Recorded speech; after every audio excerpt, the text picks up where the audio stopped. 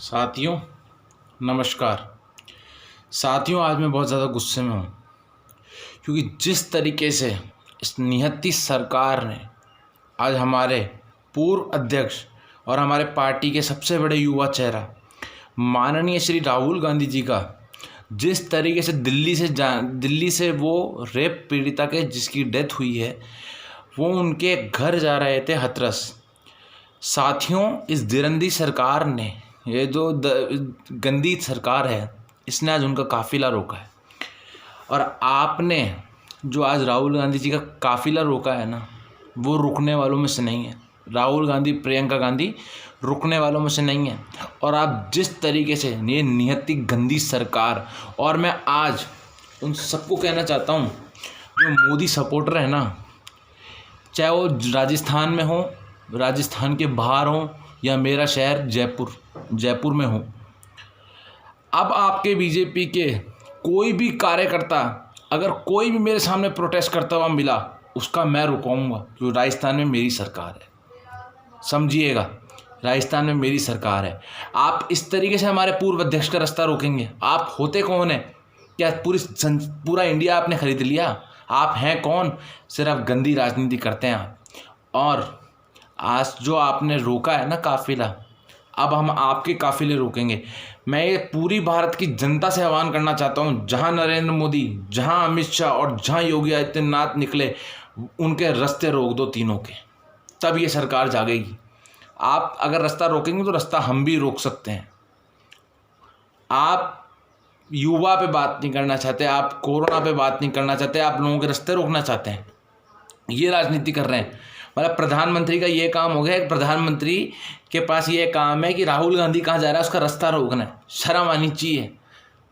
आप किस तरीके से काम कर रहे हैं और आपकी सरकार किस तरीके से काम कर रही है?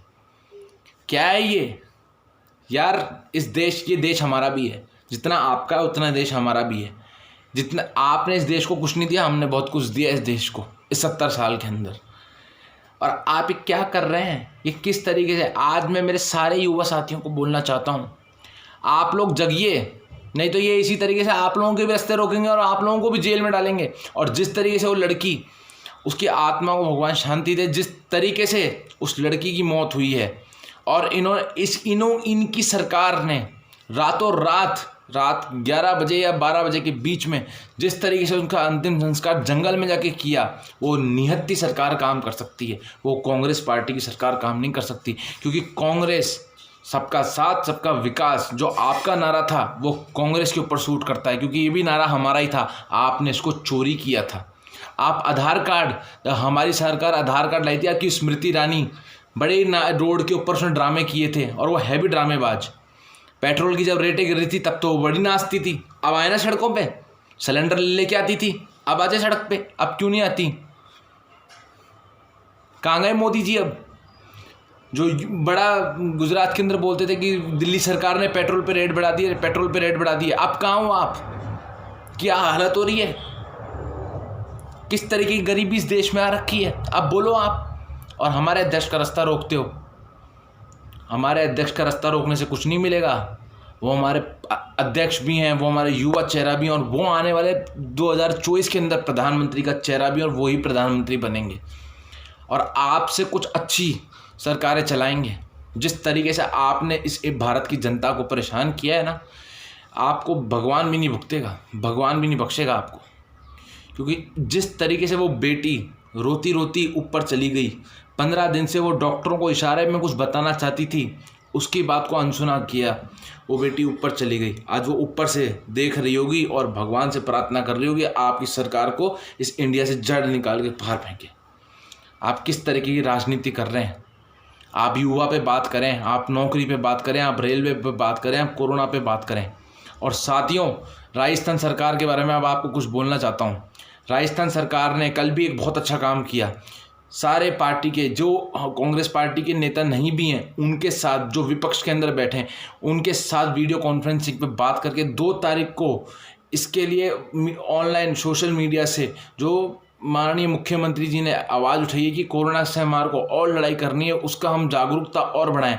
और कांग्रेस पार्टी ज़्यादा से ज़्यादा सैनिटाइज़र और 2 तारीख सैनिटाइज़र और मास्क लोग जिनके पास नहीं है उनको वितरित करेगी।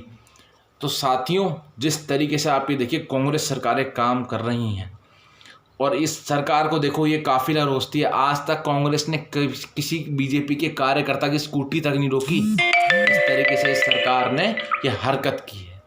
साथियों, आपको जगना पड़ेगा, आपको साथ देना पड़ेगा और ज़्यादा से ज़्यादा जिस भी स्टेट में चुनाव हो और आने वाले बिहार और एमपी के जो उपचुनाव हैं उसके अंदर आपको ज़्यादा से ज़्यादा कांग्रेस पार्टी को जिताना है। साथियों, यही मेरी आज आपसे कृपा है और प्रार्थना है कि आप ज़्यादा से ज़्यादा राहुल गांधी और प्रियंका गांधी का साथ दें, क्योंकि एक इस मात्र देश में वही युवा नेतृत्व है जो आगे युवाओं को ले जाएगा और इस देश को अच्छा बनाएगा। आप ज़्यादा से ज़्यादा प्रियंका गांधी और राहुल गांधी और कांग्रेस पार्टी का साथ दें। धन्यवाद साथियों, जय हिंद।